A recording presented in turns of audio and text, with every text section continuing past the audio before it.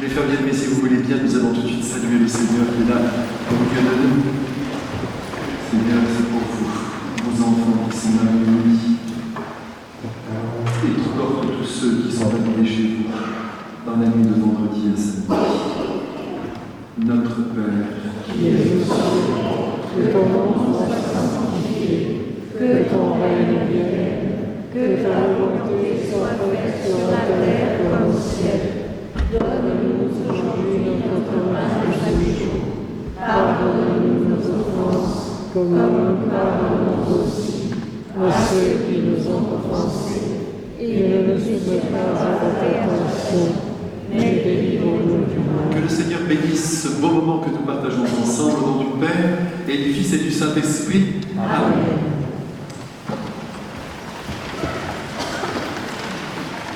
Eh bien, mes frères, figurez-vous que ce matin, alors que j'étais entre deux eaux, je venais à peine de me réveiller, une image est venue frapper mon imaginaire. Mais attention, ce n'est pas une vision, ce n'est pas une prophétie.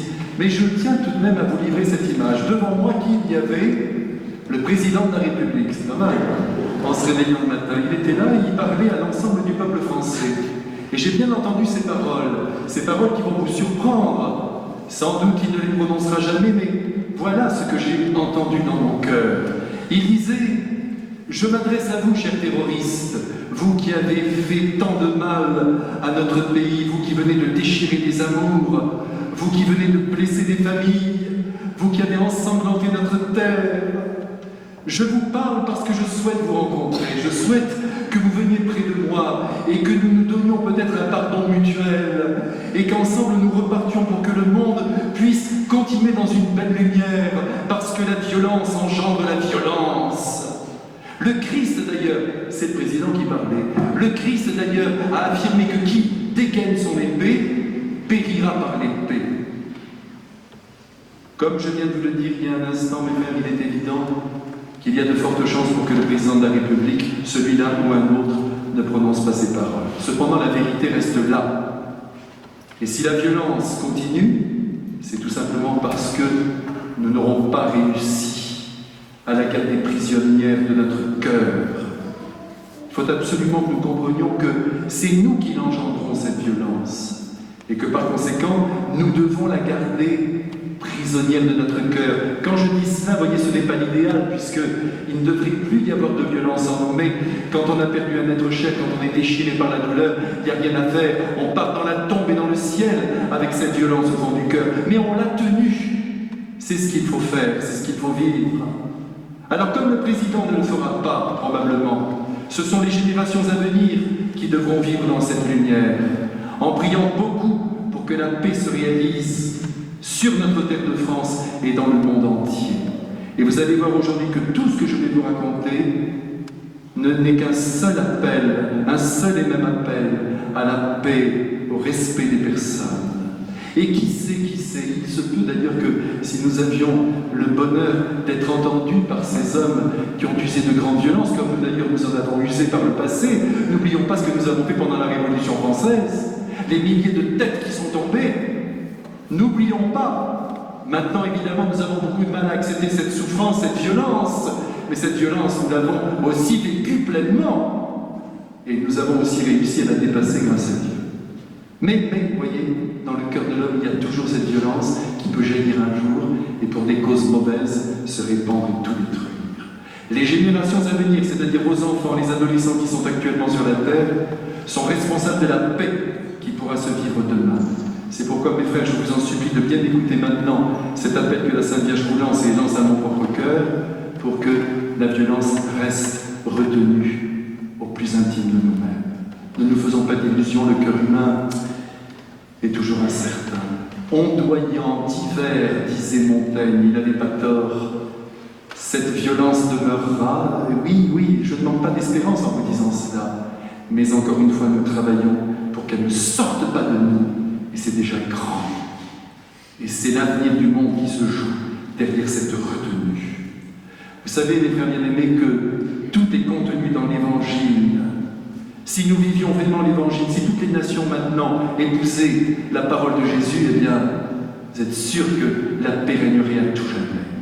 Mais malheureusement, l'Évangile n'a pas encore atteint chaque cœur. Espérons qu'avant le retour de notre Seigneur, la paix sera quand même établie sur la terre et que nos enfants pourront vivre des jours heureux. Mais, encore une fois, ils seront responsables de cet état. En tout cas, il faut que nous baignions dans l'Évangile. Et là, je vous en supplie, je pense que le cœur chrétien, vous voyez, le cœur catholique aujourd'hui, mais c'est valable aussi pour toutes les autres confessions chrétiennes, nous ne sommes pas assez harnachés à l'Évangile. On ne prend pas assez au pied de la lettre ce que notre Seigneur nous demande. Je vous assure, nous avons tort lorsqu'on entend un François d'Assise, par exemple, qui vous dit qu'il vivait l'Écriture, il la recevait sine glosa, c'est-à-dire sans aucun commentaire, telle qu'elle était écrite à la lettre, et il voulait la respecter pleinement. Qu'est-ce que ça a donné? Eh bien, le plus grand saint de l'humanité. Et il se trouve que notre pape aujourd'hui a osé prendre son prénom, c'est grand. Nous devons faire corps derrière le pape, qui vient martyriser aussi notre cœur en nous enfonçant dans l'Évangile. C'est ce qu'il est en train de faire. On nous dit qu'il est en train de réformer l'Église, mais c'est pas vrai. Il est en train de l'enfoncer dans l'Évangile. Il ne la réforme pas. On ne réforme pas une famille. On l'approfondit. On lui redonne ses sources. Eh bien, c'est ce que fait notre pape François en ce moment. Et il faut que nous tous ensemble, nous soyons heureux, joyeux de ce travail merveilleux qu'il est en train de réaliser pour la terre entière. Et d'ailleurs, vous avez vu à quel point il est aimé du plus grand nombre. Il ne faudrait pas que dans le monde catholique, il y ait quelques réserves, parce que si notre famille se divise, c'est terminé. Plus que jamais aujourd'hui, face à tous les dangers que nous courons, il faut que le catholicisme se tienne, qu'il n'y ait pas 1000 sensibilités, une seule, derrière le pape. Sinon, nous ne sommes pas catholiques. Parce qu'on rencontre des catholiques qui choisissent leur pape. Ça, c'est un désastre. Ils aiment bien tel pape parce qu'il correspond, mais ils n'aiment pas celui que le Saint-Esprit nous a donné. Alors, vous allez ressortir du lot, et je suis sûr que Benoît, qui entend en ce moment ma voix, elle se régale que je dise ça. Elle est toute heureuse. Donc, tous ensemble, derrière le pape François, vous voyez, comme un seul homme, c'est ça qui est beau. Une famille, toute la journée, on veut défendre la famille. Alors, c'est le moment, la grande famille catholique, tous unis derrière le pape. C'est pas beau ça? Bon alors.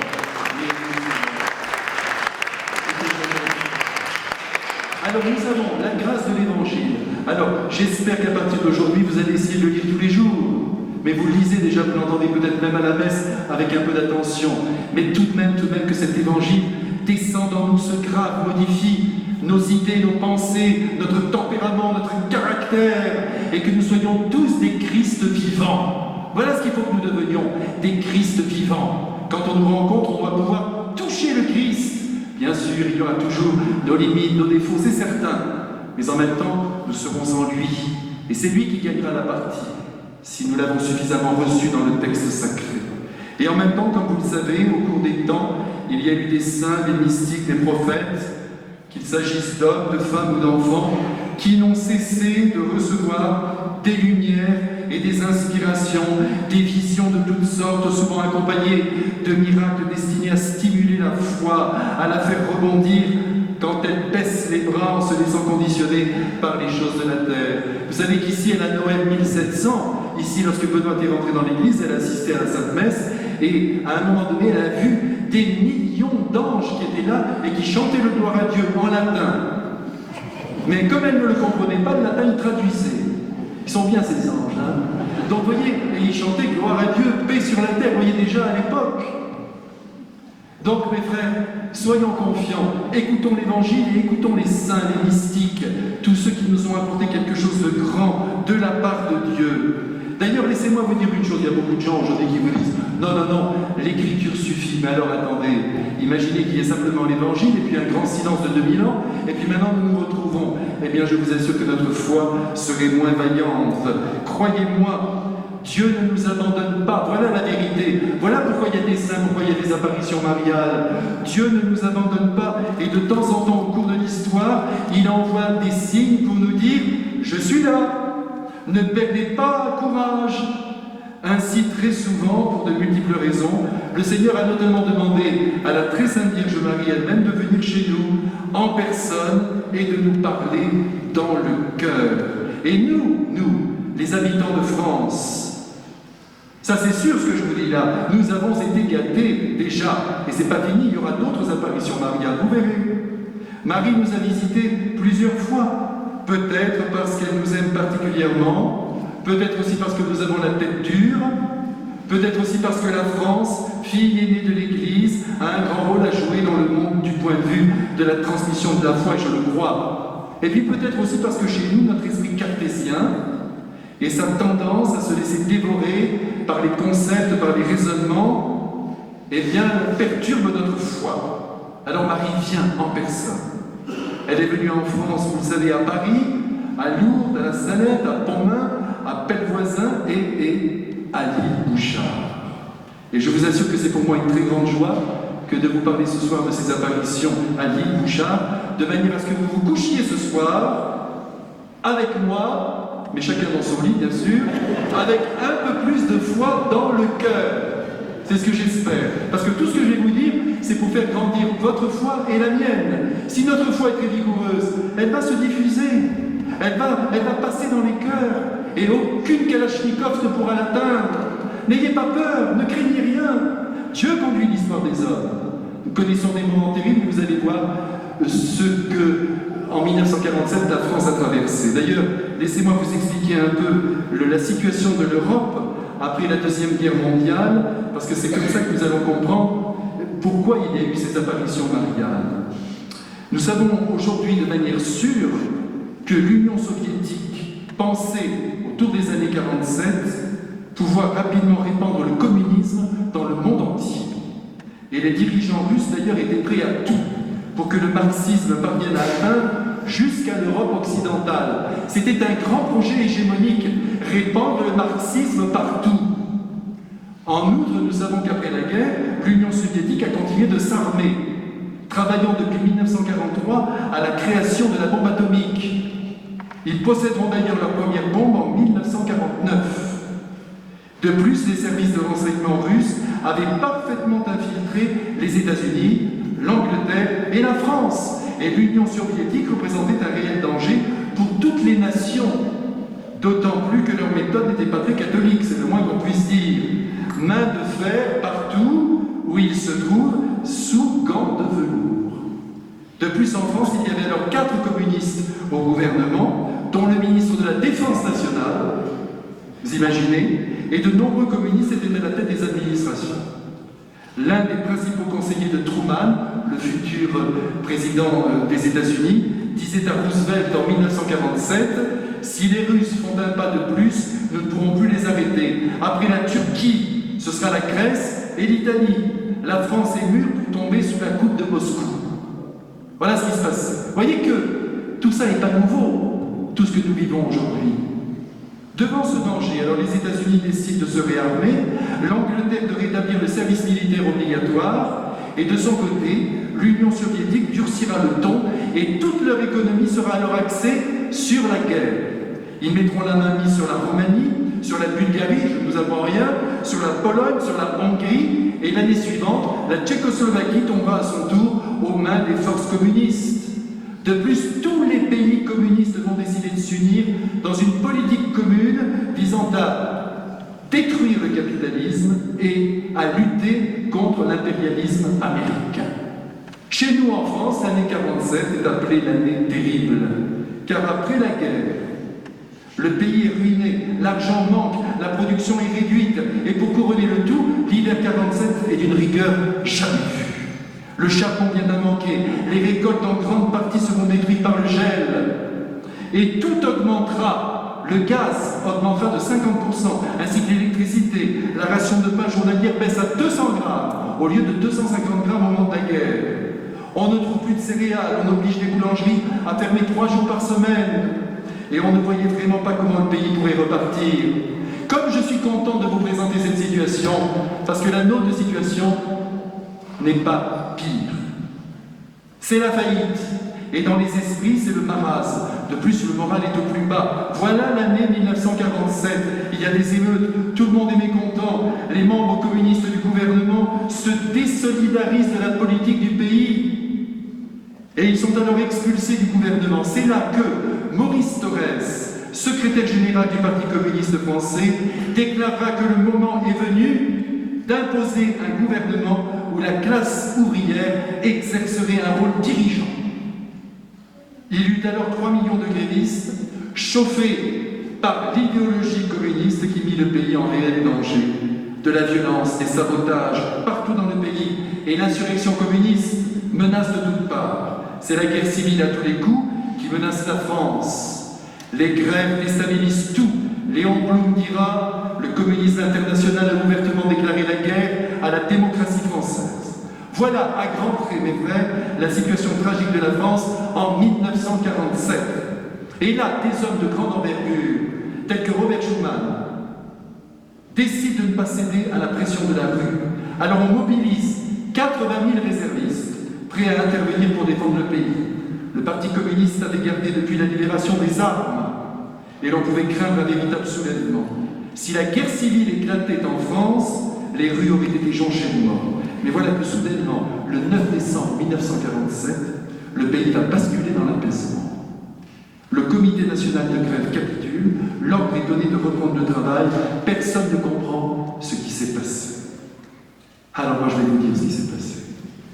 Le 8 décembre 1947 au matin, le père Finet, vous savez ce prêtre qui accompagnait Marthe Robin, il lui demande, alors qu'elle était paralysée dans son lit, en train d'offrir sa vie en s'unissant à la passion de Jésus, il lui demande « Marthe, Marthe », et lui dit « La France est foutue, nous allons avoir la guerre civile ». Et Marthe a répondu « Non, mon père, la Vierge Marie va sauver la France à la prière des petits-enfants. » Et c'est en effet cette journée-là, l'après-midi du 8 décembre 1947, qu'en Touraine, les apparitions de l'île Bouchard commenceront d'avoir lieu. Elles se dérouleront jusqu'au 14 décembre. Alors en ce village, 4 petites filles verront la Sainte Vierge 10 fois. Jacqueline Aubry, elle est toujours vivante, âgée de 12 ans. Sa sœur Jeannette, qui avait alors 7 ans, leur cousine Nicole, qui avait 10 ans, et une petite voisine, Laura, qui avait 8 ans.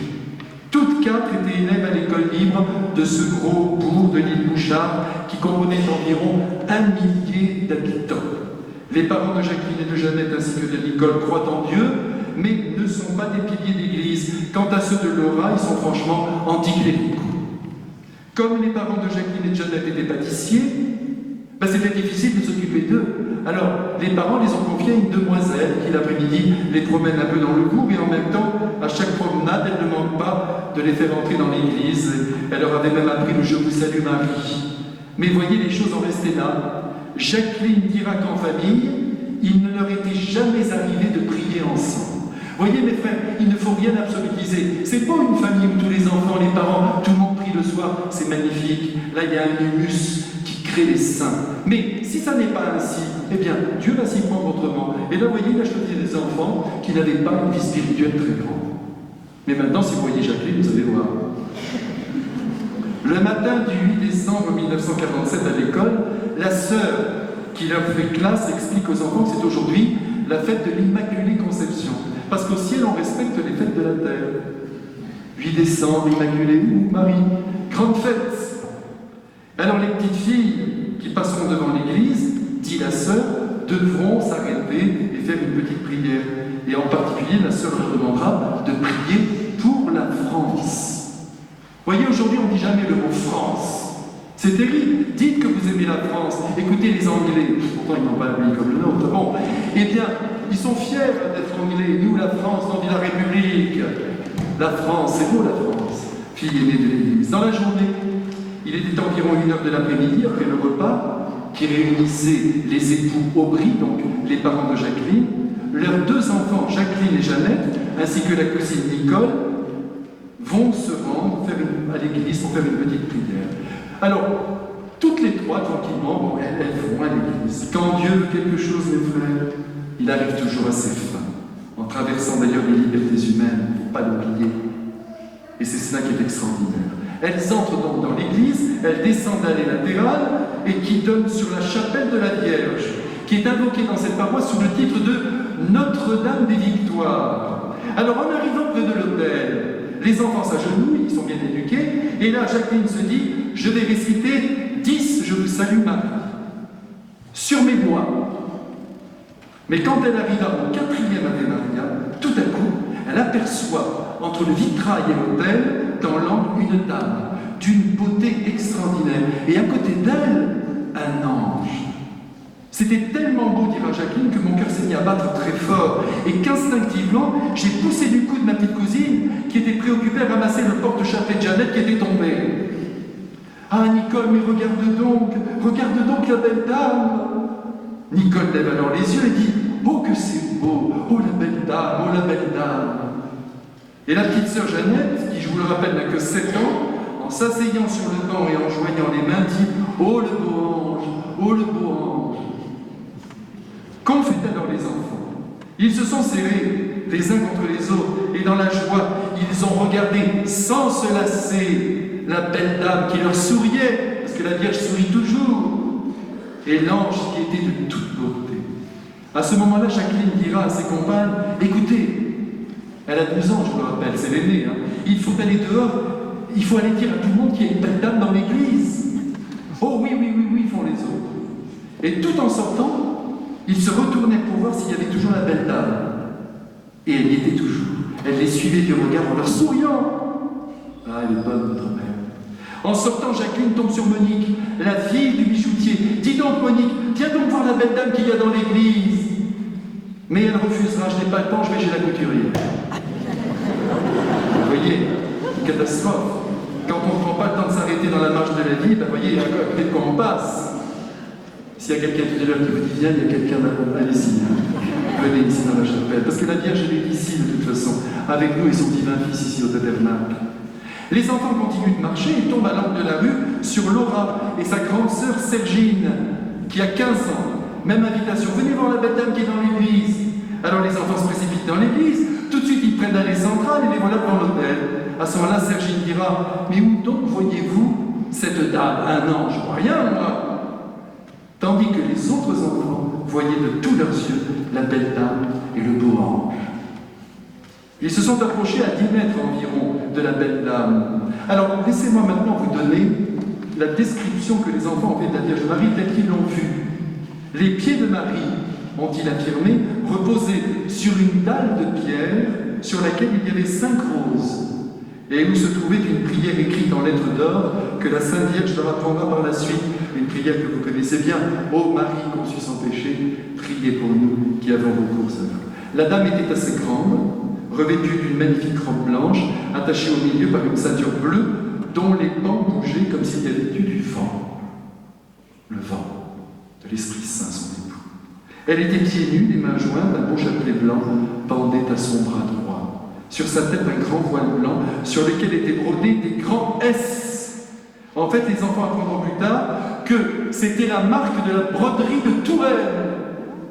C'est délicat de la part de la Sainte Vierge de venir habiller avec les tissus de la région. Vous savez qu'à Lourdes aussi, elle a été extraordinaire.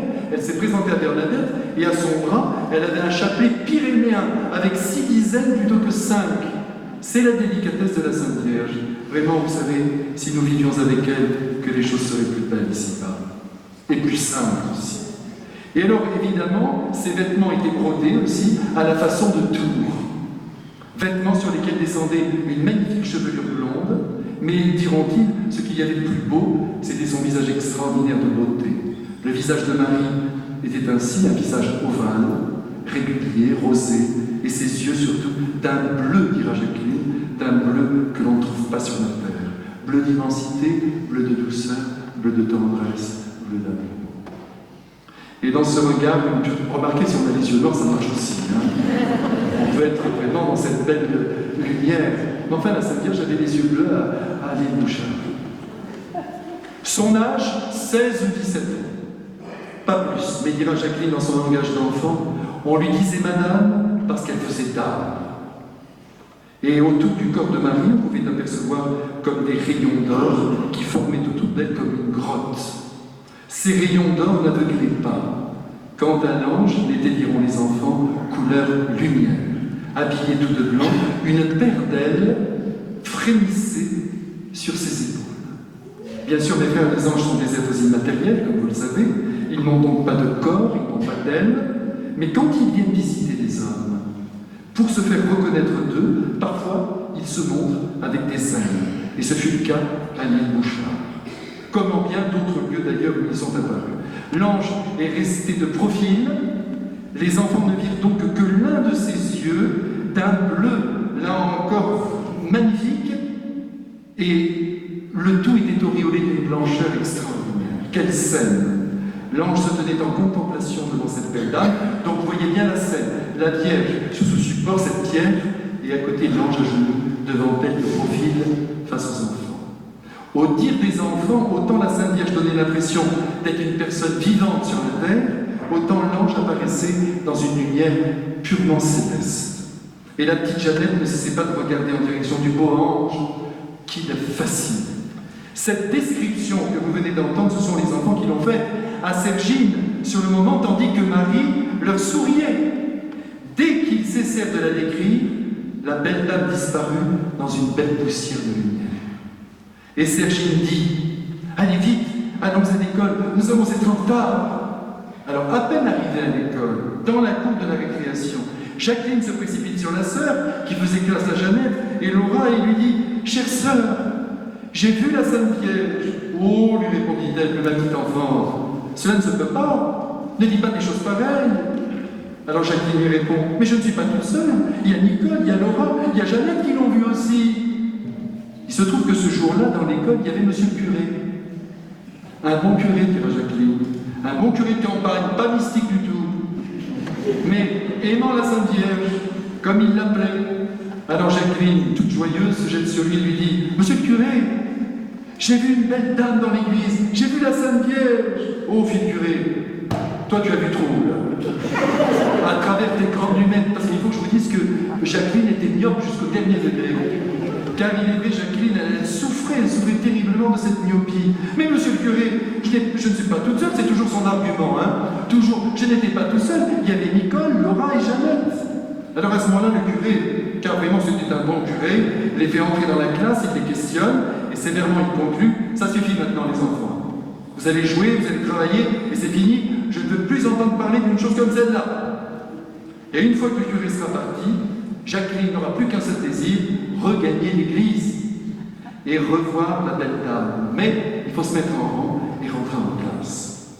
Et en cet instant, son désir est tellement fort de revoir la belle dame qu'elle dit à la sœur qui les conduisait « Ma sœur, si vous saviez comme la dame était belle. » Et la sœur répondant en se moquant un peu « Si ta dame est aussi belle que ça, à ta place, je serais restée à l'église. » Et là, Jacqueline comprend dans sa naïveté d'enfant « Ah bon, elle veut qu'on reste à l'église, et bon, on va y rester. » Et voilà que Jacqueline appelle les trois autres et file en courant jusqu'à l'église.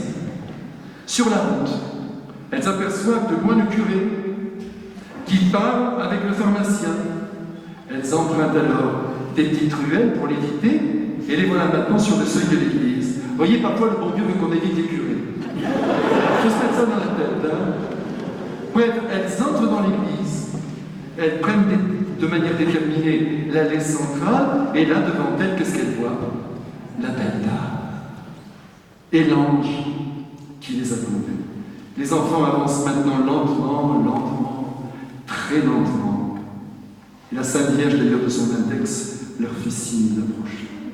Et là, instinctivement, dira Jacqueline, elles se mettront toutes les quatre à genoux. Et voilà que le beau et jeune visage de la Sainte Vierge va devenir soudainement triste. La première phrase que Marie prononce à Dites Bouchard est la suivante. Dites aux petits-enfants de prier pour la France, car elle en a grand besoin.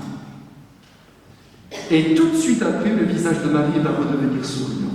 Jacqueline, qui n'ose pas demander à la belle dame si elle est la Sainte Vierge, poussera alors Laura et Jeannette à lui demander. Et dès leur petite voix, elle lui pose la question « Madame, êtes-vous notre maman du ciel ?» La Sainte Vierge répond « Oui, je suis votre maman du ciel. » Jacqueline alors retrouve son courage et lui demande à son tour « Mais madame, quel est l'ange qui vous accompagne ?» Alors là, la Sainte Vierge se tournera vers l'ange, qui à son tour se tournera avec un gentil sourire vers les enfants en disant « Je suis l'ange Gabriel. » Les enfants sont très impressionnés. Et le soir, la petite Jeannette, avec ses 7 ans, dira à sa mère « Mais tu sais, maman, j'ai même vu ces deux œils. » Tout de suite après ce dialogue, vous allez voir, c'est incroyable, la Sainte Vierge dira « Donnez-moi votre main à embrasser. » La Sainte Vierge étant à une certaine hauteur, les enfants devront alors se mettre debout.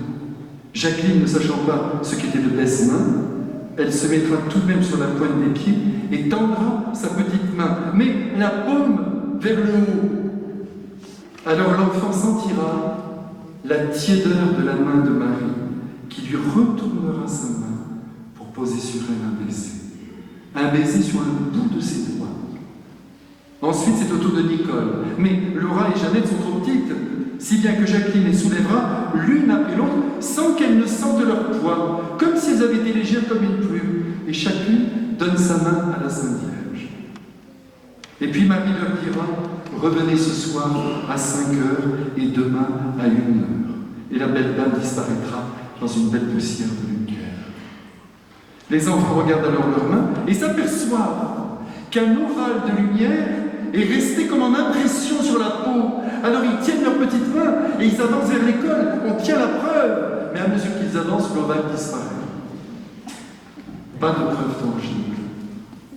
Alors les maîtresses, préoccupées par toute cette affaire, qui commençait à prendre des proportions, vont demander aux enfants d'écrire ce qu'elles ont vu. Alors Jacqueline écrira 23 lignes, Nicole 16, et les petites qui ne savaient pas bien écrire, on les questionnera, et il fallut bien se rendre à l'évidence que toutes les 4 disaient la même chose. Comme c'était une fête de Marie, je vous rappelle qu'on est le décembre, ça tombait bien, les grands devaient aller prier à l'église à 5 heures, tandis que les petites rentraient à la maison. Là, Jacqueline se retrouve donc à 5 heures dans l'église, au milieu de ses camarades de classe. Le curé arrive. Il récite le chapelet, et au beau milieu de la prière, voilà que tout à coup, la Sainte Vierge et l'ange apparaissent à Jacqueline, qui les voit aussi beaux qu'à 1 heure de l'après-midi. La Sainte Vierge la regarde et lui fait signe d'approcher. Mais Jacqueline n'ose pas. Elle est seule. Monsieur le curé est à ses pieds. En plus. Alors elle se retourne pour demander la permission, mais on lui dit: retourne-toi, retourne-toi. La Sainte Vierge ne lui fait alors plus signe d'approcher et écoute la fin du chapelet avec beaucoup d'attention. Mais quand le prêtre ira chercher à l'autel majeur de Saint-Sacrement pour la bénédiction du salut, la Vierge Marie disparaîtra et ne réapparaîtra que lorsque le Saint-Sacrement sera replacé dans le tabernacle. Voyez mes frères, Marie s'efface toujours devant Jésus. Enfin, les élèves sortent, Jacqueline ne bouge pas. Comment pourrait-elle partir? La Sainte Vierge est devant elle.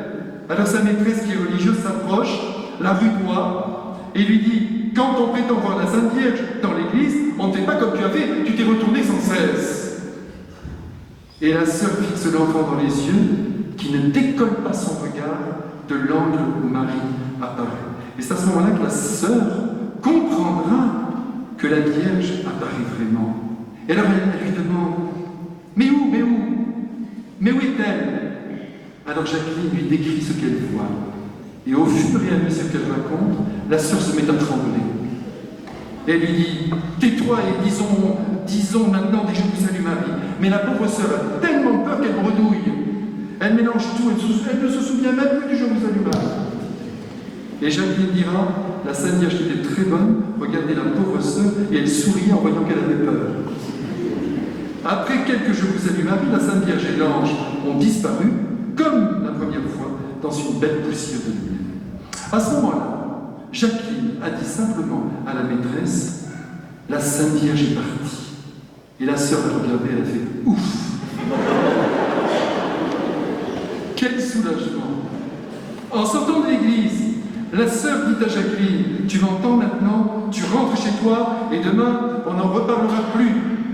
Mais la sœur, elle en parlera. Et tout de suite, car elle se rend chez le curé pour vider son sac de beurre. En lui disant que demain, normalement, à 1 heure de l'après-midi, ça devrait recommencer. Ah, fit le curé, bien, vous allez voir, moi, à 1 heure moins le quart, je prends la clé, je ferme mon église. C'est tout à fait un truc de curé, ça. Bon, ne vous inquiétez pas, c'est normal, c'est rien, la Sainte Vierge, elle devait écrire dans le ciel. Le lendemain, journée d'école habituelle, mais en arrivant, les enfants sentent tout de suite que l'atmosphère est plutôt tendue. D'ailleurs, il leur est signifié tout de suite qu'il leur est interdit de rôder aujourd'hui autour de l'église. Et il faudra obéir. Alors, à 1h moins 10, après le repas, Jacqueline et Jeannette disent à leur mère: avec Nicole, maman, nous allons voir la Sainte Vierge. Et comme c'était l'heure pour le départ de l'école, la maman n'a rien dit.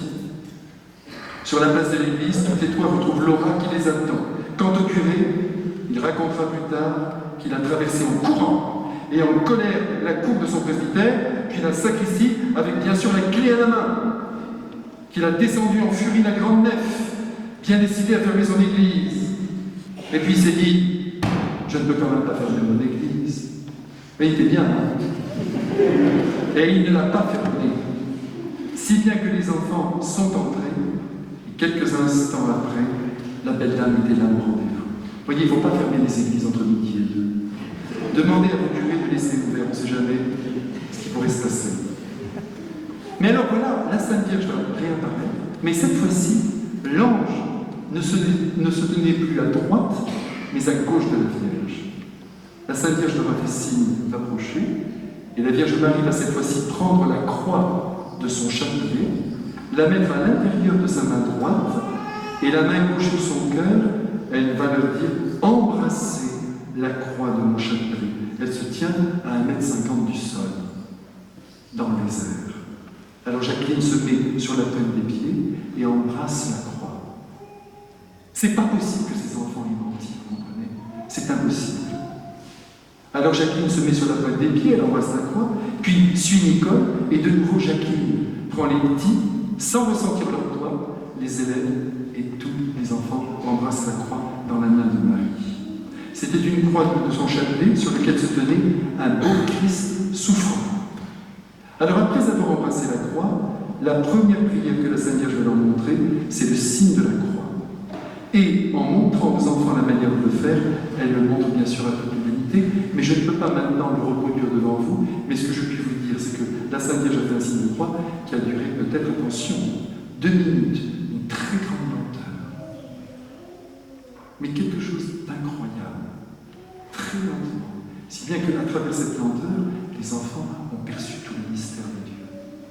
Voyez, on ferait bien notre signe de la croix, mais vraiment, Père, Fils, Esprit Saint, couvrant tout notre corps, on sentirait la rédemption que le Christ nous a accordée.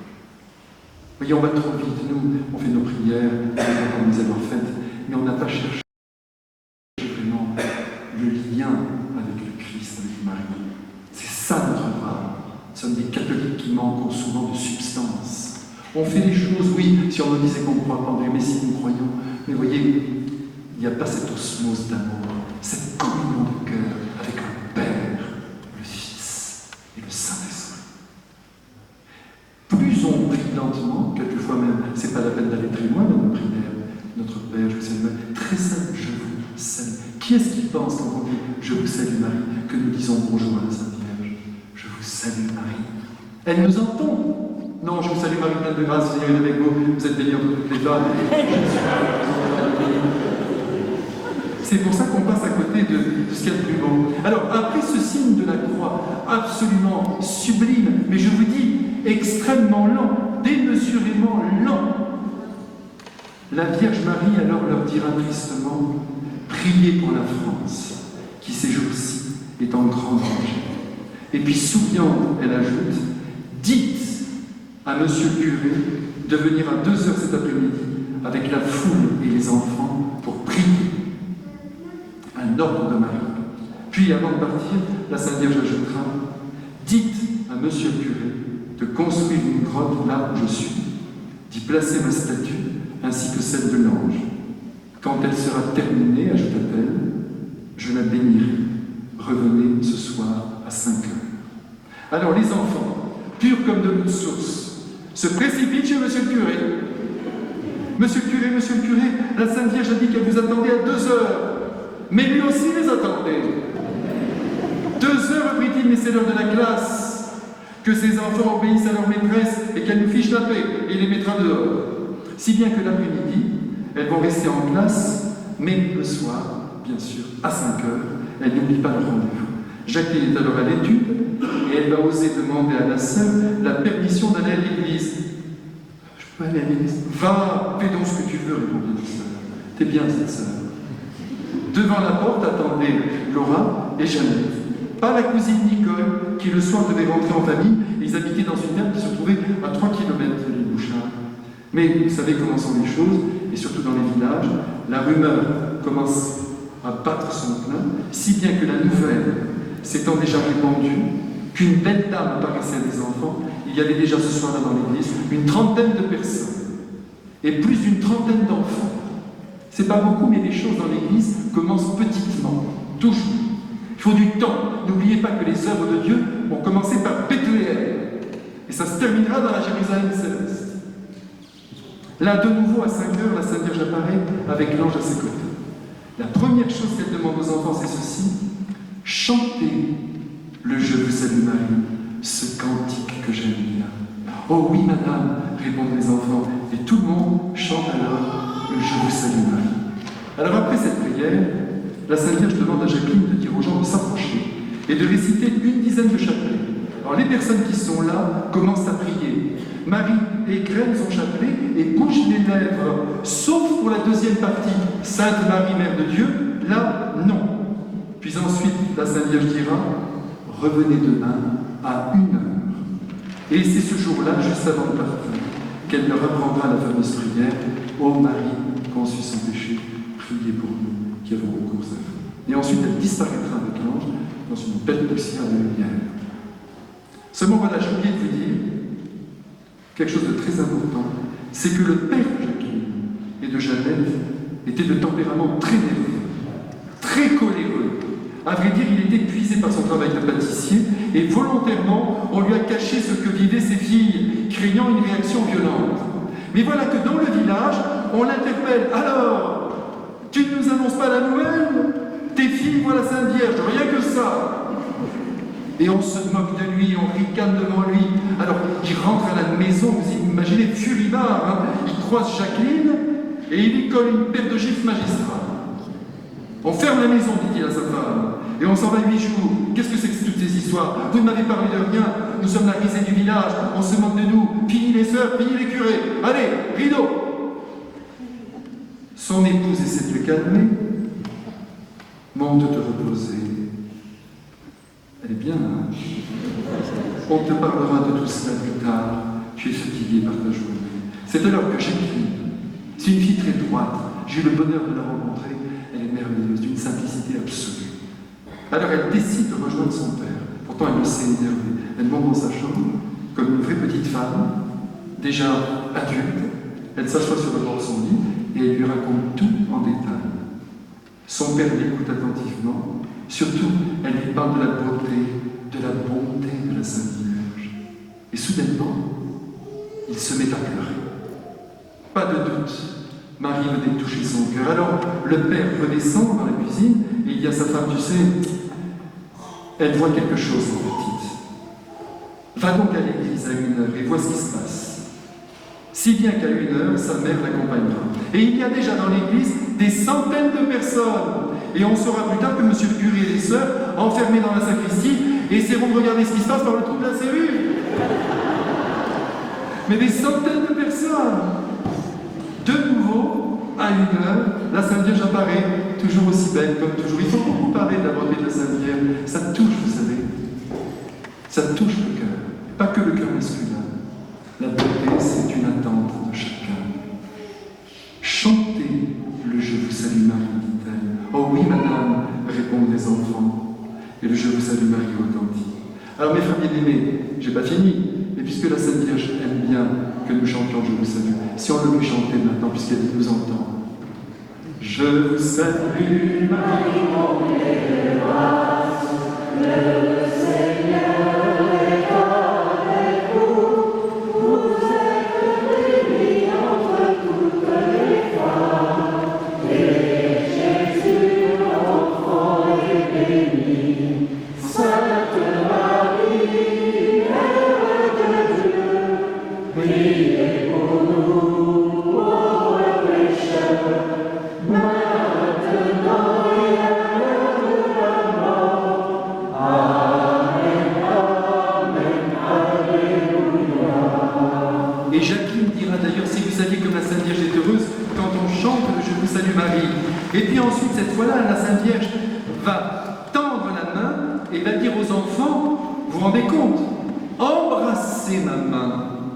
Vous vous souvenez, la première fois, ce sont les enfants qui ont tendu leur main. La deuxième fois, les enfants ont embrassé le Christ. crucifie dans la main de Marie. Et maintenant, c'est Marie qui donne sa main. Embrassez ma main. Alors Jacqueline se lève sur la pointe des pieds, lui prend la main et l'embrasse. Lui prend. Elle sent sa main.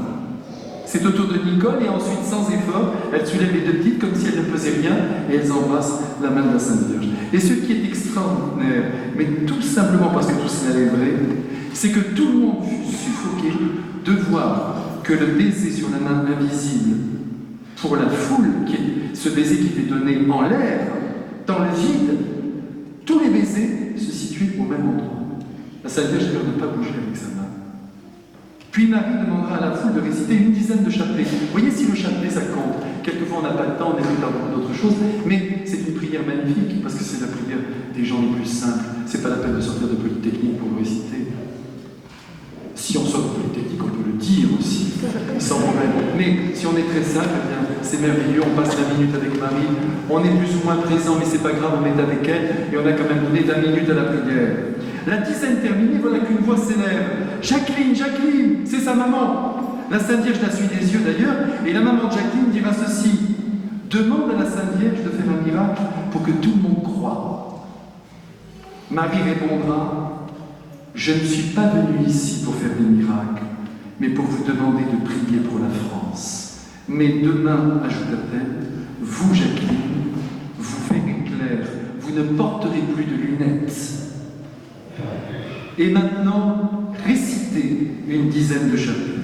Et la dizaine est récitée, et Jacqueline affirmera que la Sainte Vierge était vraiment très heureuse quand on a prié. Puis cette fois-là, avant de leur donner rendez-vous au lendemain, toujours à 1h, avant de partir, comme à son habitude dans de nombreuses apparitions, Marie donnera un secret aux enfants en leur demandant de ne jamais le dévoiler. Voyez l'importance du secret. Aujourd'hui, tout le monde raconte sa vie. Aujourd'hui, tout le monde sait tout sur tout le monde. Il faut absolument la transparence. Marie, elle donne des secrets, c'est pour toi, ma chérie. Tu garderas ça jusqu'à la fin du monde. Et jamais, ni Jacqueline, ni Bernadette, ni Catherine Labouré, personne ne livrera jamais ses secrets. Et je vous supplie, je vous le dis aujourd'hui, en présence de son divin Fils, gardez vos secrets. Marie disparaît alors avec l'ange dans une belle poussière de lumière, comme d'habitude. L'après-midi, les filles sont à l'école. Et le soir, à 5h, la sœur maîtresse demande à Jacqueline de faire son cartable et d'aller au presbytère, parce que monsieur le curé l'attend. Et il l'attend. Mais là, il faut bien le dire, peu disposé. Dès qu'elle arrive, il lui demande alors, aujourd'hui, que t'a dit la Sainte Vierge? Jacqueline raconte l'apparition et lui dit que Marie lui a promis que demain, elle ne porterait plus de lunettes. Le curé répond, mais tu as vu tes yeux, non? Parce que tu crois qu'en une nuit, tout va disparaître. De la foi. Elle répond tranquillement, oui, monsieur le curé. Non, dit-il, c'est nous qui allons voir clair dans toute cette histoire. Je vous assure, reprit-elle, la Sainte Vierge m'a dit, vous ne porterez plus de lunettes. Oh là là, lui dit-il, parce que cette belle dame te vous voit. Oui, monsieur le curé, répond Jacqueline. Alors en colère, il la jette dehors. Mais il était bon, elle le dit d'ailleurs elle-même, il était très bon, mais il était perturbé par cette situation, on peut le comprendre. Et Jacqueline pleure de toutes ses larmes. Comme je vous le disais tout à l'heure, Jacqueline était atteinte d'une très forte myopie. Elle portait des verres très épais. De plus, une conjonctivite purulente l'accompagnait depuis sa naissance. Et elle souffrait d'un léger strabisme de l'œil droit. Le lendemain, le jeudi, nous sommes le 11 décembre, après une bonne nuit de sommeil, Jacqueline se réveille, ouvre grand les yeux et se rend compte qu'elle voit loin, loin, très très loin. Papa, maman, crie-t-elle, je vois, je vois. Les parents montent en courant dans la chambre et en voyant les yeux guéris de leur enfant se mirent à pleurer, à chaudes larmes. Immédiatement, son père, qui ne mettait jamais le pied à l'église, va foncer chez le curé et le ramener à la maison. Allez, monsieur le curé, suivez-moi. Et en arrivant et en voyant les yeux de Jacqueline, il s'écriera, mais c'est donc vrai que la Sainte Vierge descend parmi nous. Tout ému, ça change. Le curé embrasse Jacqueline et téléphone immédiatement à l'évêque de Tours qui lui dit simplement « Eh bien maintenant, assistez à l'apparition avec vos religieuses. » Si bien que ce jeudi, une foule considérable sera dans l'église, accompagnée du curé, une foule de croyants et d'incroyants, tout cela grâce aux nouveaux yeux de Jacqueline, car tout le village savait, vous voyez les problèmes oculaires de cet enfant, qui n'avait d'ailleurs pratiquement plus de cils, à force de les couvrir de bains d'eau chaude et de tilleuls pour décoller le matin les croûtes qui se formaient. Vous vous souvenez quand vous l'a fait à vous aussi, ça, beaucoup du tilleul sur les yeux? Ce jour-là, la Sainte Vierge apparut comme tous les jours, et comme toujours, elle commença par dire « Chantez le Je vous salue Marie ». Ce jour-là, le curé avait préparé sur un petit bout de papier une question à poser à la Sainte Vierge. « Madame, d'où nous vient cet honneur que vous ayez choisi cette église pour apparaître ?» Jacqueline pose la question, Marie répond « C'est parce qu'il y a des personnes pieuses et que Jeanne de Lannou y est passée dans cette église. » Jeanne de Lannou, c'était la fondatrice des Sœurs de Saumur qui étaient venues évangéliser près de 300 ans auparavant toute la Touraine. Et puis surtout, notons dès à présent que ces enfants ont vu Marie grâce aux prières ferventes qui par le passé s'étaient élevées dans cette église. C'est-à-dire que nous, vous vous rendez compte ce que je dis là, quand nous prions là maintenant dans cette église, nous préparons l'avenir spirituel du monde et les grâces que les générations suivantes recevront. Alors on ne va pas se laisser impressionner par une violence atroce. Nous tenons le monde par la prière et par ce contact extraordinaire avec le ciel. Ensuite, comme d'habitude, la Vierge demandera que la foule récite une dizaine de chapelets, la foule s'exécute. Jacqueline avait aussi dans sa poche un papier écrit et confié par des paroissiens. Et en ces temps, vous savez, beaucoup de personnes souffraient, étaient malades, on souffrait de rhumatisme, on souffrait de maladies nerveuses, et il n'y avait rien pour soigner. Et la question à poser était celle-ci, Madame, voulez-vous guérir les personnes qui souffrent physiquement ou moralement? La Sainte Vierge va attendre un peu avant de répondre par cette belle phrase, je donnerai du bonheur dans les familles. C'est là, mes frères, que se trouve notre vrai bonheur, dans l'amour que nous partageons entre nous. Comme c'est consolant, mes frères, de penser que la Sainte Vierge a promis de nous donner du bonheur dans nos familles. Et si on l'appelle, si on la prie, si on lui donne toute notre confiance, il y en aura du bonheur pour nous et pour tous ceux que nous aimons. Et après ce petit dialogue, de nouveau, la Sainte Vierge leur demandera de réciter une dizaine de chapelets, à l'issue de laquelle Marie fixe un nouveau rendez-vous. Revenez demain à 1h. Et elle disparaît. Et la vie continuera normalement. Cet après-midi du jeudi, les filles sont allées au patronage, après avoir mangé en famille.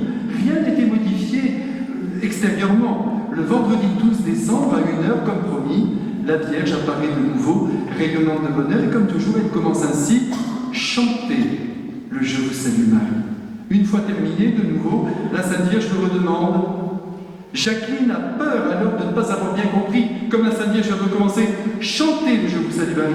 Et elle ose lui dire, comment madame? Et avec un gentil sourire, la Sainte Vierge dit, voulez-vous rechanter le Je vous salue Marie? Oh oui, oui madame, répondent les enfants, nous le voulons bien. Ensuite, la Vierge Marie déplora son bras et demandera aux enfants d'embrasser encore une fois sa main. Et ils eurent encore cette grande grâce. Jacqueline sur la pointe des pieds, Nicole, puis les petites qu'elle prend dans ses bras et qui pèsent le poignet de plume, et hop, tout le monde embrasse la même Marie. La Vierge demande alors, comme toujours, une dizaine de chapelets, la foule prie intensément, puis Marie pose cette question, priez-vous pour les pécheurs? Mais oui, madame, nous prions, bien, fit la Vierge, surtout, priez beaucoup pour les pécheurs. De nouveau, la Vierge demande alors une dizaine de chapelets, à l'issue de laquelle les prêtres qui sont présents disent à Jacqueline que ce serait bien que la Sainte Vierge fasse un autre miracle. Tout ça. Et alors, Marie répond, gentiment, toujours, je ne suis pas venue faire ici des miracles, mais je suis venue vous demander de beaucoup, beaucoup prier. Revenez demain à 1h. La Vierge disparaît et les enfants rentrent en classe. Le samedi 13 décembre, l'église est comble. Il y a beaucoup de prêtres et ceux-ci décident alors de séparer les enfants. Au même moment, dès que la Vierge apparaîtra, tous les 4, ils les ont séparés, les 4, vont regarder en même temps en direction du même lieu. Ils sont sidérés. Vous voyez, ils cherchaient encore une preuve de la véracité, mais on peut les comprendre. Et elles iront ensemble, toutes les 4, s'agenouiller au pied de Marie. À cet instant, la Sainte Vierge demande tout de suite une dizaine de chapelets. Ce jour-là, beaucoup d'incroyants étaient présents. Et beaucoup redirent pour la première fois le « Je vous salue Marie ».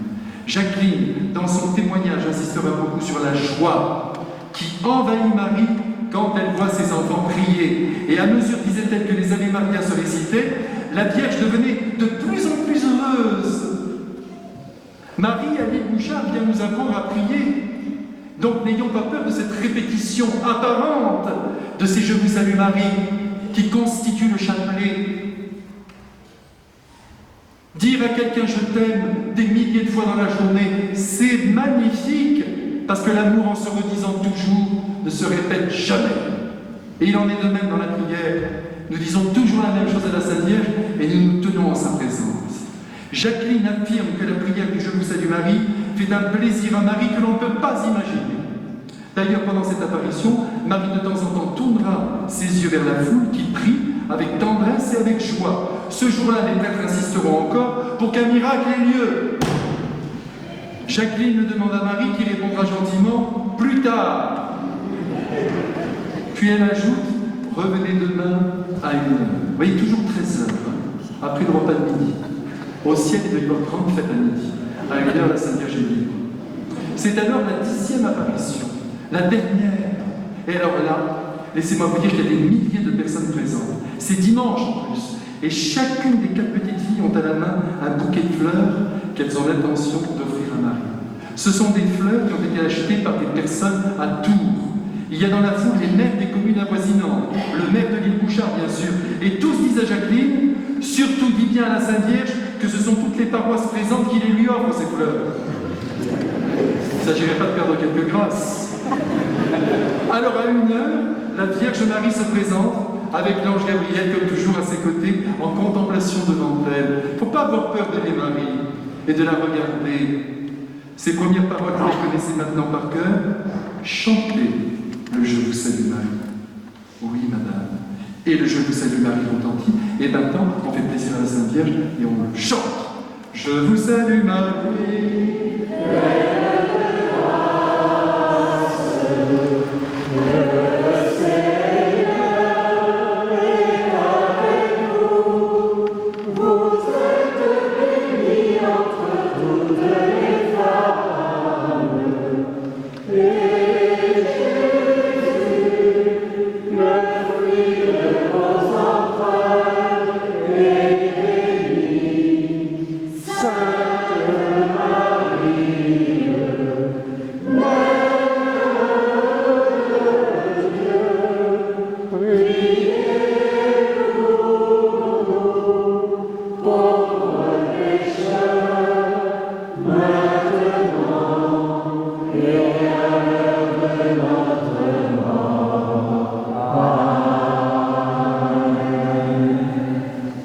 Alors à ce moment-là, des prêtres remettent alors à Jacqueline un petit papier qu'elle lira volontiers à la Sainte Vierge.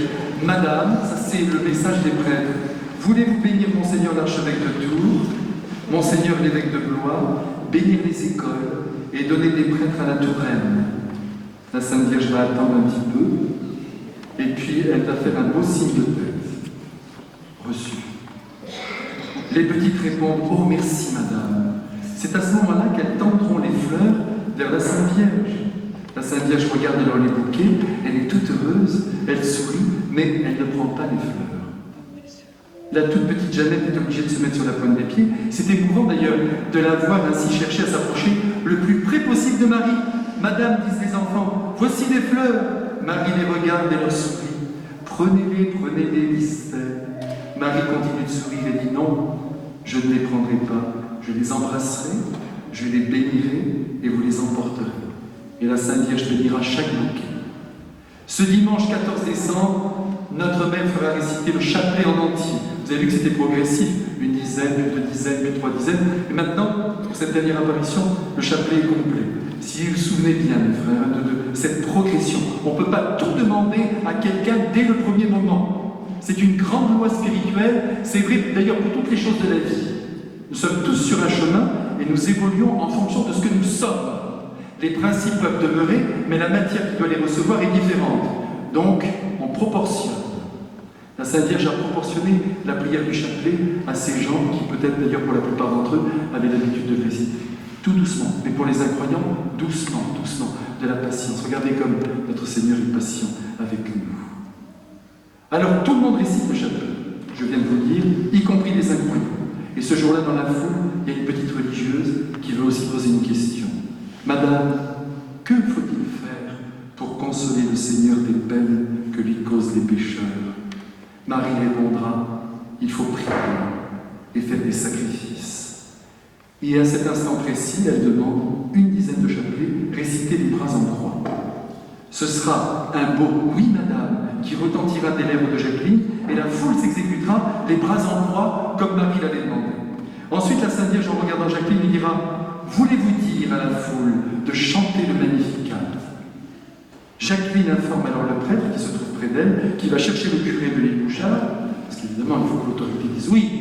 Et le chant commence en latin. Dès le premier mot, Magnificat, la Sainte Vierge lève ses yeux magnifiques, bleus vers le ciel, et de tout son être, vraiment, se dégage une lumière extraordinaire.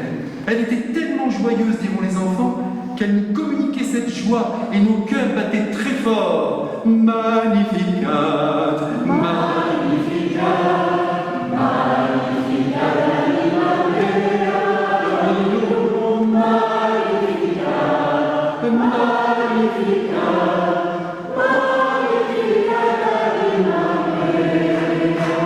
Après le Magnificat, la Sainte Vierge demandera tout de suite encore une dizaine de chapelets. Ah, elle y tient au chapelet, hein, n'est-ce pas? Comme vous le remarquez là. Les apparitions sont de plus en plus longues d'ailleurs. Hein. Laissez-moi vous dire que cette dernière apparition durera 35 minutes, ce qui est très long. Et au cours de cette dernière apparition, les prêtres rappelleront à Jacqueline que la Vierge avait promis un miracle. Ah, mes frères prêtres, ils sont merveilleux. C'est vrai qu'on est assoiffé de miracles. Mais notre chemin, c'est un chemin de foi. Il faut que vous ayez confiance. Avec tout ce que je vous ai dit là maintenant, il faut que vous pensiez tout simplement ce que je vous dirai en conclusion. Attendez. Les prêtres donc rappellent qu'ils veulent leur fameux miracle. Et alors Marie dit aux enfants, je vais faire plaisir aux prêtres, avant de partir, j'enverrai un vif rayon de soleil. Et puis Marie ajoute, chantez le Je vous salue Marie. Et pendant ce chant, soudainement, dans le ciel gris du mois de décembre, venant du vitrail, un rayon de lumière extrêmement fin est entré dans l'église, puis s'est ouvert en éventail, couvrant la Sainte Vierge, l'archange Gabriel et les 4 enfants avec une intensité lumineuse, hors du commun, digne des plus grands projecteurs. Tout le monde est saisi, et les prêtres aussi. D'ailleurs, toute la foule a poussé un cri d'étonnement, et dans cette lumière intense, la Sainte Vierge va poser la dernière question. Est-ce que monsieur le curé va construire la grotte? Vous voyez la Sainte Vierge? Et les enfants de répondre, oui, oui, madame, nous allons la construire. Et la Sainte Vierge fut toute contente de cette belle réponse de ses petits enfants bien-aimés. Et dans cette lumière d'une intensité céleste que la Sainte Vierge jeta sur le monde, eh bien, elle ajouta aussi un dernier regard sur l'assemblée. Ça, c'est très beau.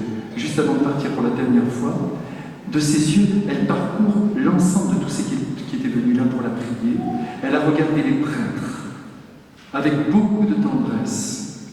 Elle a regardé ensuite les enfants pour la dernière fois avec un grand regard de bonté, de douceur, de tendresse, de pureté. Et d'ailleurs, les enfants diront que ce regard était inoubliable. Et tout en souriant, Marie disparaîtra dans une belle poussière de lumière. Jacqueline s'est mise immédiatement à pleurer parce qu'elle savait alors au plus intime de son cœur, de tout sang, qu'elle ne reverrait jamais plus Marie sur la terre. Par la suite, les enfants ont repris le cours de leur vie normale. La grotte a été construite. L'Église, toujours prudente pour le bien de tous, s'est penchée avec beaucoup de soin et d'amour sur ces apparitions et après une grande enquête qui dura près de 50 ans, elle autorisa en l'année 2001 le culte public et les pèlerinages en l'église Saint-Gilles à l'île Bouchard où Marie peut l'affirmer est vraiment venue en personne, accompagnée de l'archange Gabriel, l'archange aux bonnes nouvelles, sauver la France par la prière des petits-enfants et nous apprendre à l'invoquer en récitant ce Je vous salue Marie qui réjouit son cœur et qui fait tomber sur le monde Voilà, mes frères, maintenant, la Sainte Vierge est partie, mais elle est toujours avec nous. Et elle veut que nous l'aimions et que nous ayons, nous, écoutez-moi bien, la certitude qu'en ce moment-là, elle est vivante. Elle a pris dans son cœur toutes ces personnes qui sont là, représentées par ces lumières, et qui, vendredi, sont morts dans des conditions atroces. Mais Jésus, Marie, répare tout et comble tous ceux qui ont souffert terriblement sur la terre. Alors, mes frères, vous voyez que vous n'avez rien à craindre et je n'ai rien à craindre. Demain, les attentats vont sans doute se multiplier sur la terre. Mais nous ne craignons rien. Nous prions Marie avec le Je vous salue Marie. Nous savons qu'ils sont là et que nous les verrons un jour. Ne vous inquiétez de rien. Mais, restez avec Marie et priez en faisant triompher l'amour, la douceur, la bonté, l'indulgence, la compréhension en vous-même et autour de vous. Pas de violence en réponse à la violence. On répond au mal, à l'atrocité, par l'amour, la patience, la douceur. C'est ce que la très sainte Vierge Marie a vécu lorsqu'elle était sous le corps décharné de son Fils au sommet du Calvaire. Quand elle a vu le soldat enfoncer de sa lance le torse de son Fils, vous imaginez, elle n'a pas bougé. Elle a prié pour cet homme, c'est sûr. Elle a porté son Fils. Elle n'a pas noté un seul instant qu'il était déjà dans la gloire. Alors nous aussi, nous voulons vivre dans cette très très belle lumière. Pour achever ce moment merveilleux que nous venons de vivre en présence de Marie, Jésus lui-même a voulu venir maintenant ici, au milieu de nous, à travers son Saint-Sacrement, cette Sainte Hostie, qui est une force, ne l'oubliez pas, une puissance. C'est pourquoi les hommes doivent communier, recevoir notre Seigneur. C'est lui qui, de l'intérieur, par la Sainte Hostie, qui est lui-même, nous fait tenir